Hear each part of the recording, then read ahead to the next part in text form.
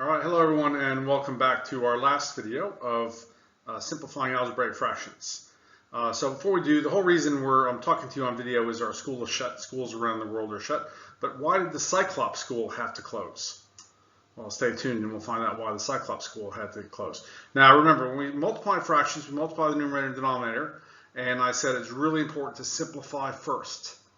Now with number fractions, okay, maybe not that big a deal, but look at this fraction, all right? I don't want to multiply these numerators, x squared minus 3x times x squared plus 5x plus 6. And if I multiply those together, we can do it. Not pretty. And once I've done that, there's no way we're going to be able to simplify it if it's possible. So we got to cancel first. So just a quick reminder on canceling. If I wanted to simplify the fraction 12 over 18, how do we simplify that? Well, 12 is 6 times 2. And 18 is 6 times 3, and I can divide numerator and denominator by 6 to give me 1, and I get an answer of 2/3. Now, we don't actually do this working out, we don't write it down like that, but that's what we're doing in our head. We're asking what's the lowest common multiple, or highest common factor rather, of 12 and 18? 6, so we divide the numerator by 6 and divide the denominator by 6 to get our answer. Okay, so how are we going to simplify these fractions? We don't multiply them first.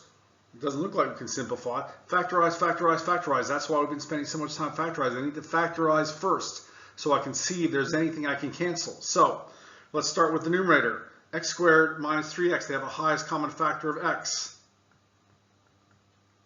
All right, what about the denominator? That's going to be, it's a quadratic, right? It's going to be x and x. What things multiply to negative 10 and add to minus 3? That's going to be minus 5 and plus 2.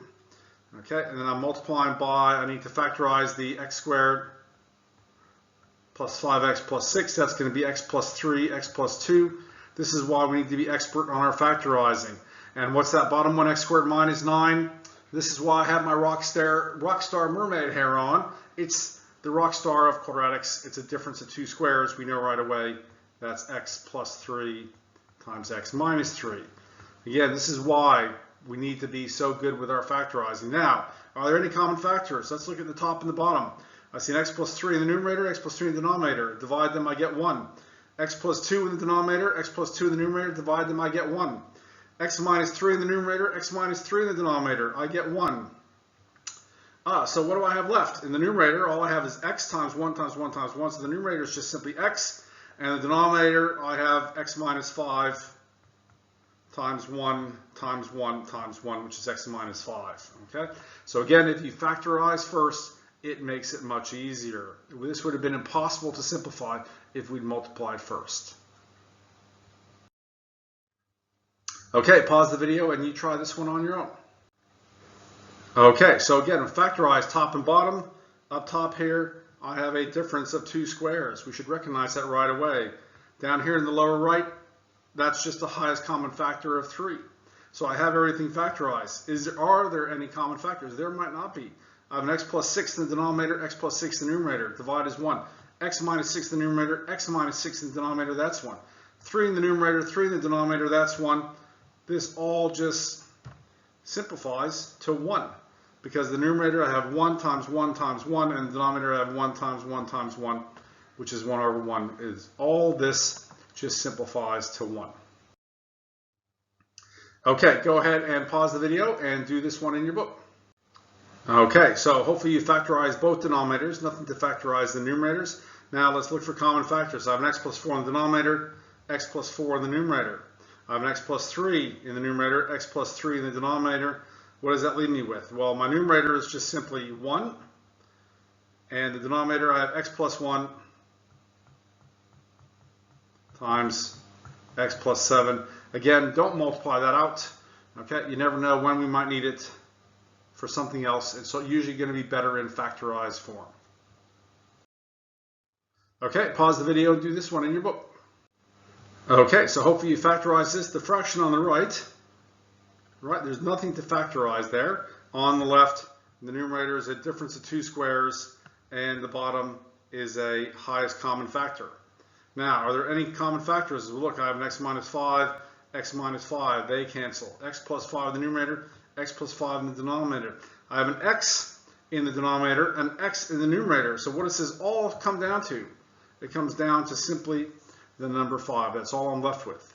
Because again, when I cancel, those go to 1s.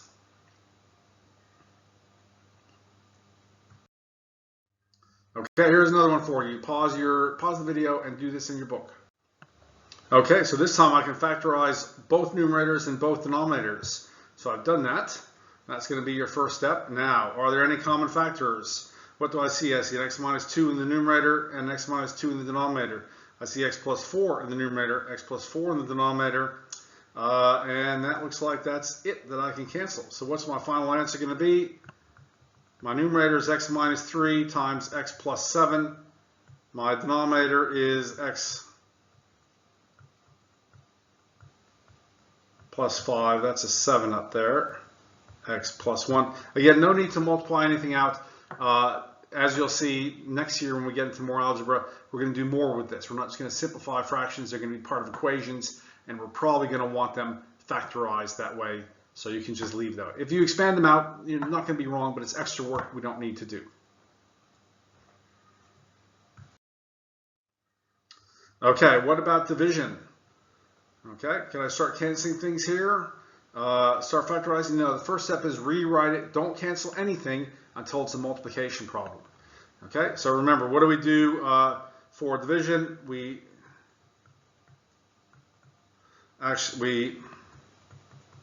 change the divide to multiply, and then we reciprocate, or it's a fancy way for saying we flip the fraction. Okay. So now I'm ready to multiply. Now again, we're going to do the same thing. We need to factorize first. Okay, so x minus 1, again, we recognize, right, x squared minus 1, that's the difference of two squares. We recognize it right away. X minus 1, x plus 1. In the denominator, there's a highest common factor of x. Factor out an x. Okay, my other one, x squared minus x, that has the highest common factor of x, leaving me with x minus 1.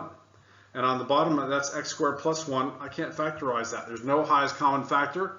It's two terms. It's not a difference of two squares. So it's two terms. Nothing we can do with it. Now, anything we can cancel. X in the denominator, x in the numerator. X plus 1, x plus 1. And that's it. So what's this going to be? Top of x minus 1 times x minus 1. So let's write it correctly.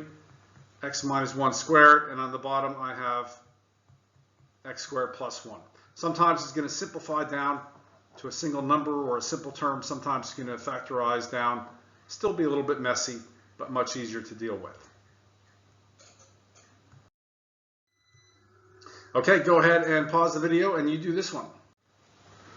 Okay, so we need to factorize. This is a dividing problem for fractions. I need to change it to multiply and flip the fraction.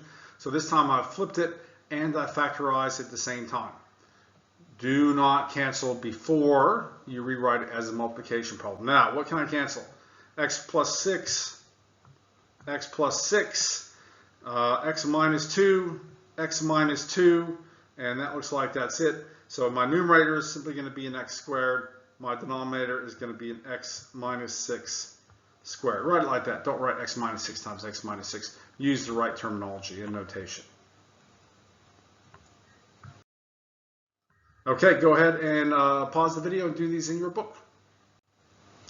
Okay, the first one, I've changed it to multiply. I've flipped the second fraction. I reciprocated it, and I factorized. There's not much to factorize here.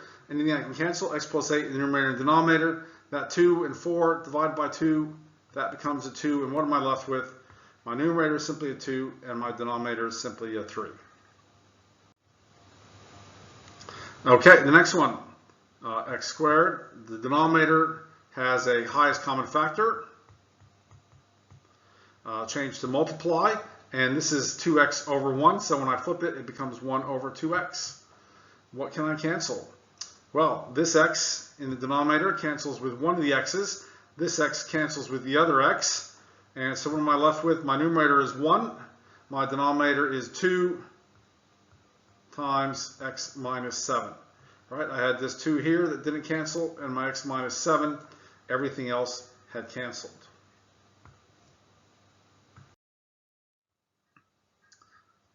Okay, last couple, go ahead and pause the video and do these two. Okay, for the first one, I've changed it to multiply. I've flipped the second fraction and I factorized everything.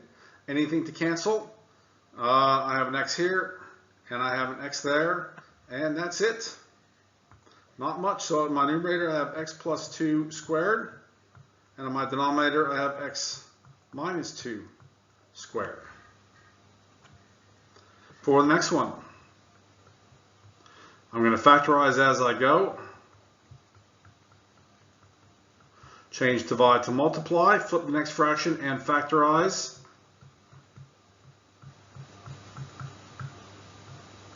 The numerator that's going to the denominator has the highest common factor, x.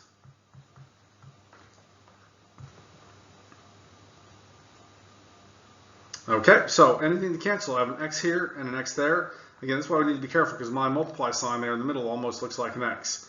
X plus 3 in the numerator, x plus 3 in the denominator, and that's it.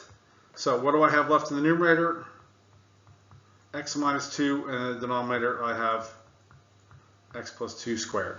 So the key when we're multiplying or dividing fractions, when they start getting more complicated, factorize first, cancel common factors, and then go ahead and multiply.